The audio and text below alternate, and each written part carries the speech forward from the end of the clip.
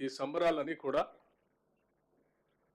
ప్రజల జీవిత అవసరాలు తీర్చేటువంటి కార్యక్రమాల్లో రేవంత్ రెడ్డి గారి నాయకత్వంలో ఉన్నటువంటి యావత్ మంత్రిమండలి మొత్తం కూడా వారి అవసరాల నిమిత్తం తీసుకున్నటువంటి అనేక ప్రజా సంక్షేమ కార్యక్రమాలు, ఆ సంక్షేమ కార్యక్రమాల్లో ప్రజలు సంతోషంగా చేసుకున్నటువంటి సంబరాలు.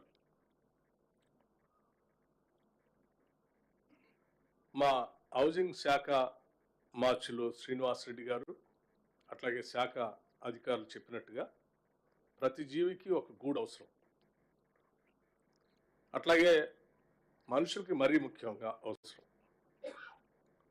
ఇల్లు అనేది లేకుండా ఉన్నటువంటి వాళ్ళు ఉంటే వాళ్ళకి ఎంత బాధనో, అందరూ బాగుండాలని కోరుకునేటువంటి అందరికీ వాళ్ళకి కూడా అంతే బాధ. ఈరోజు మనం చేసేటువంటి ఈ యాప్ ప్రారంభోత్సవ కార్యక్రమం రాష్ట్రంలో ఉన్నటువంటి లక్షలాది మంది ఇల్లు లేనటువంటి పేద ప్రజలకి ఇల్లు శాంక్షన్ చేసే కార్యక్రమాన్ని పెద్ద ఎత్తున లాంఛనంగా ఈరోజు మొదలు పెడుతున్నటువంటి కార్యక్రమం ఇది ముఖ్యమంత్రిగా ఉన్నటువంటి రేవంత్ రెడ్డి గారు ఆనాడు రాష్ట్ర కాంగ్రెస్ కమిటీ అధ్యక్షులుగా పెద్ద ఎత్తున అనేక ప్రాంతాల్లో పాదయాత్ర చేసినటువంటి సందర్భంలో కానీ, భారీ బహిరంగ సభలు ఏర్పాటు చేసినప్పుడు కానీ, అట్లాగే నేను సిఎల్పి లీడర్గా ఉన్నప్పుడు పాదయాత్ర ఆదిలాబాద్ నుంచి ఖమ్మం వరకు చేసినప్పుడు కానీ, ప్రజలందరూ వారి గుండె చప్పుల్ని రాష్ట్ర కాంగ్రెస్ నాయకత్వానికి తెలియజెప్పి ఈ రాష్ట్రం తెచ్చుకున్నదే ఆత్మగౌరవంతో బతకటానికి. ఆ ఆత్మగౌరవం అనేది ఒక పరిశుభ్రమైనటువంటి పక్కా ఇంట్లో కుటుంబం యావత్తు ఉండగలిగితే తల ఎత్తుకొని ఆత్మగౌరవంతో బతకడానికి అవకాశం ఉంటుంది. అందుకే ఈ ప్రత్యేక రాష్ట్రం కావాలని కోరినప్పుడు సకల జన సమ్మెలో పెద్ద ఎత్తున పాల్గొని ఈ రాష్ట్ర అవతరణ కోసం ప్రతి ఒక్కళ్ళం మేము పోరాడాం. కానీ మా అవసరాలు కానీ మా ఆత్మగౌరవం కానీ ఏమాత్రం తీర్చకుండా 10 సంవత్సరాలు మా ఆస్తుల్ని వనరుల్ని దోపిడీ చేస్తున్నటువంటి ప్రభుత్వాన్ని తొందరగా తొలగించి ఇందిరమ్మ రాజ్యాన్ని తీసుకొని రండి, పేదల ప్రభుత్వంగా ప్రజల అవసరాలు తీర్చడం కోసం మీరందరూ ముందుండి నడిపించండి అని ప్రతి పేదవాడి గుండె చప్పుడు మా అందరికి వినిపించారు. ఇవాళ ప్రజల అవసరాలు వాళ్ళ ఆత్మగౌరవం తీర్చడం కోసమే ప్రజల గుండె చప్పుల్లో వచ్చినటువంటి వాళ్ళ ఆవేదనని అర్థం చేసుకున్నటువంటి ఇందిరమ్మ ప్రభుత్వంగా ఎంత భారమైనప్పటికి కూడా, నిధులు ఎంత భారమైనప్పటికి కూడా ఈరోజు ఒక్కొక్క శాసనసభ నియోజకవర్గంలో 3500 ఇళ్లతో పాటు రాష్ట్ర వ్యాప్తంగా ఈరోజు చేస్తున్నటువంటి ఇళ్ల సంఖ్యకు సంబంధించినటువంటి ఆర్థిక భారం ఈ రాష్ట్ర ప్రభుత్వం పైన దాదాపు 22,500 కోట్ల రూపాయలు దీనిపైన భారం పడుతున్నప్పటికీ చాలా ధైర్యంగా ఒక ఉన్నతమైనటువంటి ఆలోచనతో ఈనాటి ప్రభుత్వం దీన్ని శాంక్షన్ చేసి ముందుకు పోతా ఉన్నాం. నిజంగా ఈరోజు రాష్ట్రంలో ఉన్నటువంటి ఇల్లు లేని పేదవాళ్ళందరికీ పండగే. వాళ్ళ పండగతో వాళ్ళందరికీ ఇల్లు కావాలని కోరుకునే వాళ్ళందరికీ కూడా పండగే. ఈరోజు భూమి పూజ చేసే కార్యక్రమం ఓ పండగ, గృహప్రవేశం చేపించేది ఒక పండగ. అటువంటి పండుగలు పెద్ద ఎత్తున రాష్ట్రంలో 4.5 లక్షల కుటుంబాలకి చేసేటువంటి ఈ బృహత్తర మహోన్నతమైనటువంటి ఉన్నతమైన కార్యక్రమం ఈరోజు రాష్ట్ర ప్రభుత్వం చేయటం నిజంగా ఇందిరమ్మ రాజ్యానికి ఒక గొప్ప కార్యక్రమంగా మేము అందరం భావిస్తూ ఉన్నాం.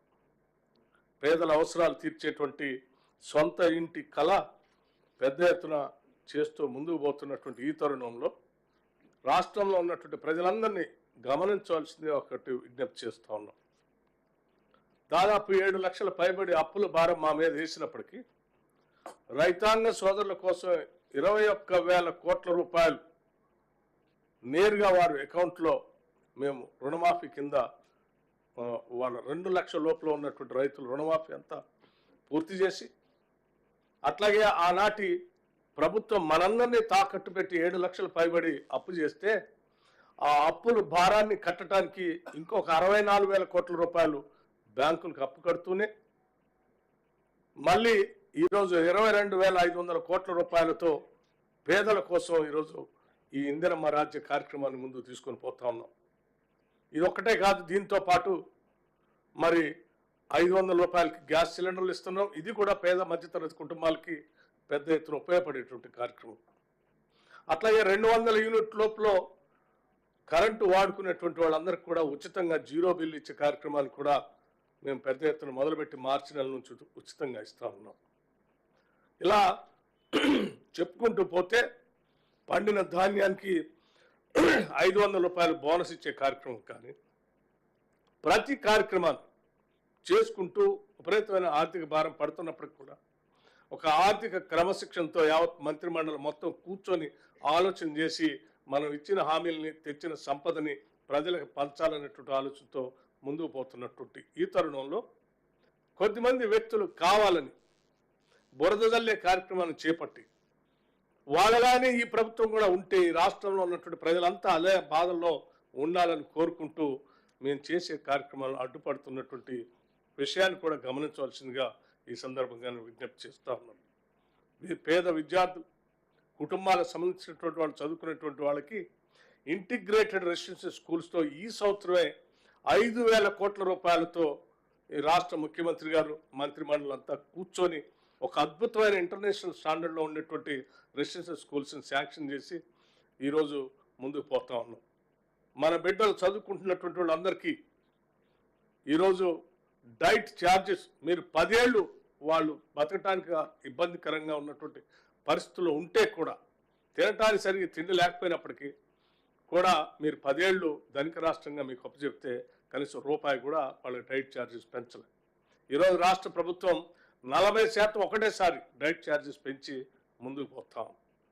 అట్లాగే ఈ 10 ఏళ్ళు రెసిడెన్షియల్ స్కూల్స్లో ఇరుగ్గా ఉండేటువంటి చిన్న చిన్న మీ పార్టీలకు సంబంధించిన నాయకులకు సంబంధించిన బిల్డింగుల్ని అక్కడ క్వార్టర్స్గా పెట్టి ఆ విద్యార్థులు ఒక్కొక్క గదిలో కుక్కి కుక్కి కుక్కి అక్కడే తినటం, అక్కడే పడుకోవటం, అక్కడే చదువుకోవటం లాంటి కార్యక్రమాలు చేసి ఇబ్బంది పెడితే వాటన్నిటిని చూసి ఒకటేసారి ఆ ఇంటిగ్రేటెడ్ రెసిడెన్షియల్ స్కూల్స్ అన్నిటికి కూడా 5,000 కోట్లతో ఒక ఇన్ఫ్రాస్ట్రక్చర్ హాస్టల్ బిల్డింగ్స్ కట్టాలని, రెసిడెన్షియల్ స్కూల్స్ కట్టాలని ఒక ఉదాత్తమైన గొప్ప నిర్ణయాన్ని తీసుకొని ముందుకు పోతున్న ఈ తరుణంలో కొద్దిమంది కావాలని తౌదునమ్మ అని అడిగిపోయి ఆ హాస్టల్ అది బాగాలేదు ఇది బాగాలేదు.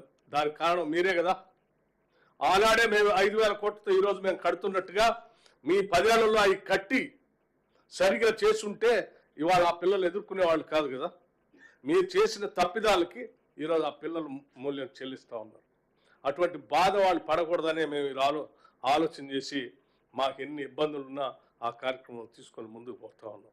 ఇన్ని సమస్యల మధ్యలో ఆర్థికపరమైన ఇబ్బందులు ఉంటే కూడా మీలాగా ధనిక రాష్ట్రం మాకు రాలే, వెసులుబాటు కలిగిన రాష్ట్రం రాలే. ధనిక రాష్ట్రంగా మీకు అప్పు చెప్పారు, 7 లక్షల కోట్ల అప్పుతో మీరు మాకు అప్పు చెప్పారు. అప్పులు మీరు తెచ్చిన అప్పులనేమో మీరు విచ్చలవిడిగా అడ్డగోలుగా మీరు ఖర్చు పెట్టుకున్నారు. మీరు తెచ్చిన అప్పులకి ఆ అప్పులు కట్టే బాధ్యత మా మీద పడింది. అయినా ఈ రాష్ట్ర ప్రభుత్వ పాలనలో ఇది తప్పదు కాబట్టి చేసుకుంటూ ముందుకు పోతూ మన అనేక సంక్షేమ కార్యక్రమాలని ప్రజల కోసం మేము ఆనాడు ఇచ్చినటువంటి హామీల్ని అమలు చేసుకుంటూ ముందుకు పోతున్నాం. ఈరోజు ఈ ప్రత్యేకంగా ఏర్పడినటువంటి తెలంగాణ రాష్ట్రంలో 2014 తర్వాత ప్రత్యేక రాష్ట్రం కావాలని కోరిన మీదట వచ్చినటువంటి ఈ రాష్ట్రంలో ఈ ఇందిరమ్మ ఇల్లు 5 లక్షల రూపాయలు అనేది సువర్ణాక్షరాలతో లిఖించదగబడేటువంటి రోజు. ప్రతి పేదవాడు ఈరోజు ఈ రాష్ట్రంలో తలెత్తుకొని నేను తెలంగాణ రాష్ట్రంలో పుట్టాను, నేను తెలంగాణ రాష్ట్రంలో ఆత్మగౌరవంతో అద్భుతమైనటువంటి ఇల్లుని 5 లక్షల రూపాయలతో కట్టుకొని బతకగలుగుతా ఉన్నాను. ఈ రాష్ట్రంలో పుట్టడం నా అదృష్టం, ఈ అదృష్టానికి కారణం ఇందిరమ్మ రాజ్యం అని తలెత్తుకొని ఆత్మగౌరవంతో బతికేటువంటి ఒక సంపూర్ణమైన కార్యక్రమానికి ఈరోజు యాప్ని మనం రిలీజ్ చేసుకుంటూ ముందుకు పోతున్నాం. దీని అందరికి కూడా రాష్ట్ర వ్యాప్తంగా ఉన్నటువంటి ప్రజలందరూ ఈరోజు సంతోషంగా సంబరాలు చేసుకోవాల్సిందిగా కోరుతూ ఇటువంటి బృహత్తరమైనటువంటి కార్యక్రమాన్ని ఈ రాష్ట్ర మంత్రిమండలి రేవంత్ రెడ్డి గారి నాయకత్వంలో తీసుకొని ముందుకు పోతున్నటువంటి సందర్భంగా రాష్ట్ర ఉప ముఖ్యమంత్రిగా ఆర్థిక